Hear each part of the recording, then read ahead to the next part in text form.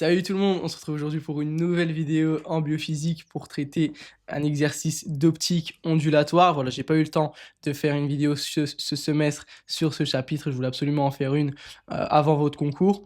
Juste avant que la vidéo commence, j'organise comme au premier semestre une masterclass dernière ligne droite. Je la remets en place parce qu'elle avait beaucoup plu au premier semestre et j'ai eu d'excellents retours et d'excellents résultats. Donc voilà, je la remets en place. Ce sera de la semaine du lundi 21 au dimanche 27. Je m'adapte à vos horaires, bien sûr, de concours blanc. Si vous souhaitez vous inscrire ou si vous avez des questions, n'hésitez pas à me contacter sur Instagram ou par mail. Et c'est disponible sur ma page YouTube. Et puis sans plus tarder, on va pouvoir commencer l'exercice. Ce que je vous propose, c'est que vous mettez pause, vous essayez de le faire de votre côté et ensuite vous regardez la correction. Donc on nous dit un réseau est éclairé avec une incidence normale par une source polychromatique composée de deux longueurs d'onde, lambda 1 et lambda 2. Sur un écran, on observe que la raie du quatrième ordre correspondant à la longueur d'onde lambda 1 se superpose avec une raie correspondant à la longueur d'onde lambda 2. Quel est l'ordre de cette raie? Ici, quand vous arrivez sur des chapitres d'optique ondulatoire, la première chose que vous devez noter, c'est la formule la plus importante dans votre cours qui est y est égal à k fois lambda fois grand D sur petit d ou petit b. Alors, si on fait un schéma pour expliquer toutes ces lettres, on a d'abord notre figure de diffraction avec la fente de largeur b ou petit d, ça dépend de comment il appelle dans l'énoncé, et vous allez avoir un rayon lumineux incident avec une longueur d'onde lambda. On va avoir un écran situé à une distance grand D. D'accord, donc je vais le dessiner, voilà. Au milieu, vous allez avoir votre tâche centrale, que je vais colorier. De part et d'autre de la tâche centrale, vous allez avoir des minima et des maxima de lumière. Là, ce que je vais colorier ici, c'est des maxima de lumière. Ça veut dire quoi? Ça veut dire qu'il y a de la lumière. Ok. Alors que entre deux, là, ce que je vais mettre les traits rouges, ça, c'est des minima de lumière. Ici, il n'y a pas de lumière. C'est des taches noires. Et les maxima, c'est les taches brillantes. Votre figure de diffraction, après que votre rayon lumineux a passé la fente, il va y avoir de la diffraction, donc on va avoir une multitude de rayons. Ok, ici, ce qu'il faut savoir, c'est que les maxima de lumière, ils ont un numéro. C'est ce qu'on appelle l'ordre.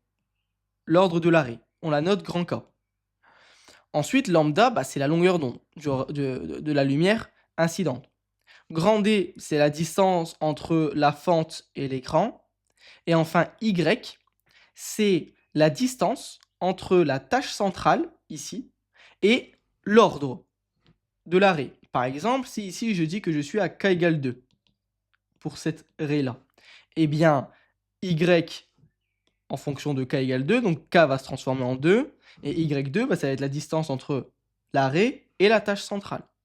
Si jamais on vous dit, ça arrive souvent, la distance entre les deux maxima de lumière, d'ordre 2, eh bien, vous allez faire, en fait, ce qu'on veut, c'est cette distance-là. Parce qu'on a K égale 2 en haut et K égale 2 en bas. Eh bien, qu'est-ce que vous faites? Vous calculez 2 fois Y. Ça, c'est Y. Ça, c'est Y. Pour avoir ça, vous faites 2 fois Y.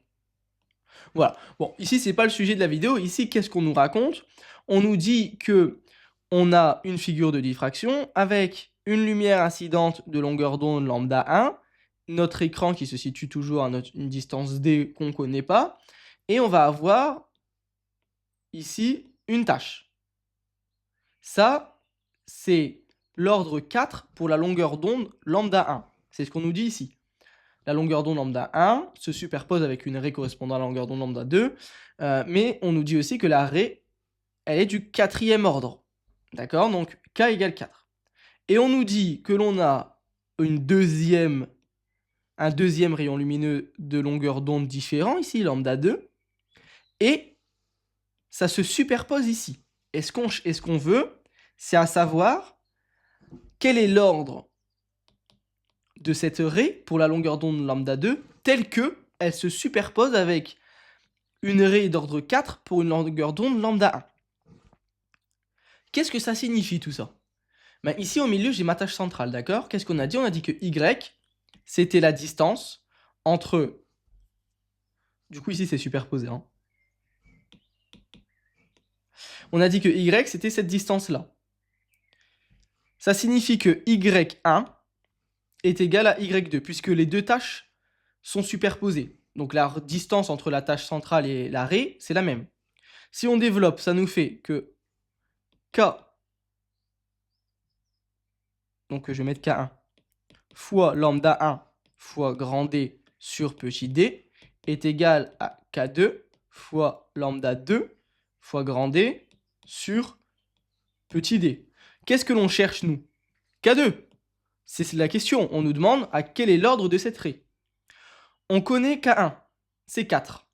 Avant ça, on va pouvoir simplifier des choses. Ici, comme on divise de chaque côté par D, je vais multiplier de chaque côté par D, ça va sauter. Les grands D, je vais diviser de chaque côté par grand D, ça va sauter ici. Il nous reste que K1 fois lambda 1 est égal à K2 fois lambda 2. D'accord, nous ce qu'on cherche, c'est K2. Eh bien, ça signifie que K2 est égal à K1 fois lambda 1 sur lambda 2. Ok, je passe le lambda 2 ici. K1, on le connaît, c'est 4. Fois lambda 1, c'est 750 fois 10 moins 9.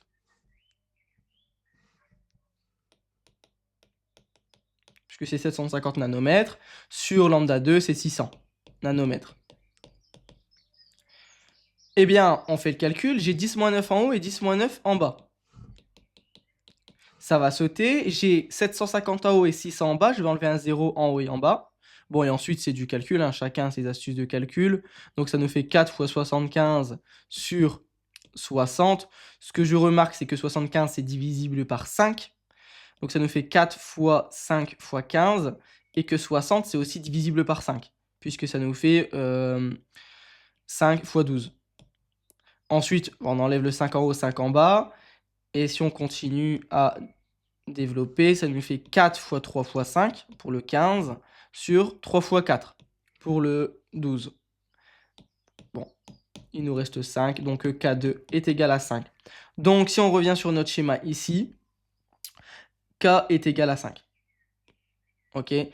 Donc pour que l'on ait une superposition de deux raies pour l'ordre 4 pour une longueur d'onde lambda 1, il faut que l'ordre de la raie pour une longueur d'onde lambda 2 soit égal à 5.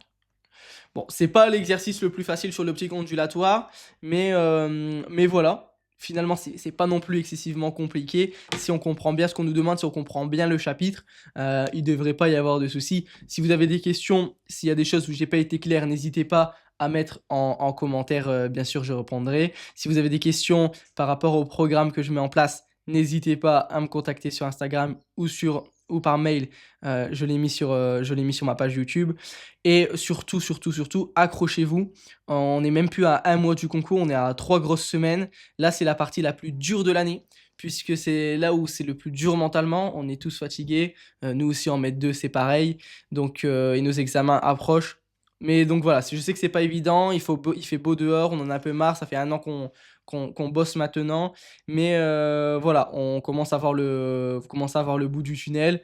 Accrochez-vous pour ne pas avoir de regrets et pouvoir partir en vacances sereinement. Voilà, je suis de tout cœur avec vous et je vous souhaite bon courage.